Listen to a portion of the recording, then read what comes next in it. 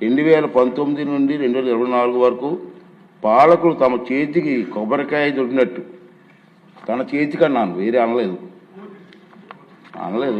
చేతికి అన్నాను, తన చేతికి కొబ్బరికాయ దొరికినట్టుగా ప్రవర్తించారు. ప్రజలకు మేలు చేసే ఏ మంచి పని కొనసాగరాదని ప్రతిజ్ఞ చేశారు. తిరోగమన విధానాలతో రాష్ట్ర విధ్వంసానికి కంకణం కట్టుకున్నారు. ఆత్మగౌరవానికి మారుపేరిన రైతులు అవమానాలకు పాలయ్యారు. ఎందరో ప్రభుత్వ హింసకు బలయ్యారు. అలాంటి దురదృష్టకర పరిస్థితులు పునరావృతం కాకుండా రాష్ట్ర బంగారు భవిష్యత్తు తిరుగులేని పునాదులు వేయడానికి ఘనమైన చారిత్రక వారసులు గల అమరావతి నగరాన్ని శాశ్వత రాజధానిగా శిలాక్షరాల్లో లిఖించవలసిన అవసరం వచ్చిందని ఈ ప్రజాప్రభుత్వం నిర్ధారణకు వచ్చింది.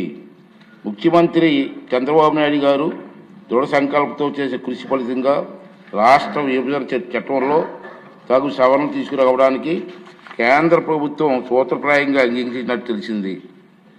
అందుకోసం అవసరమైన తీర్మానం చేయడానికి ఈరోజు మనం అందరం ఇక్కడ సమావేశమయ్యాం.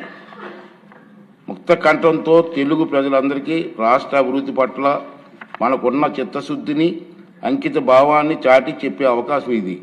తెలుగు జాతి ప్రగతిని ఎవరు అడ్డుకోలేరు అని ఘంటాపథంగా ప్రకటించే అవకాశం ఇది.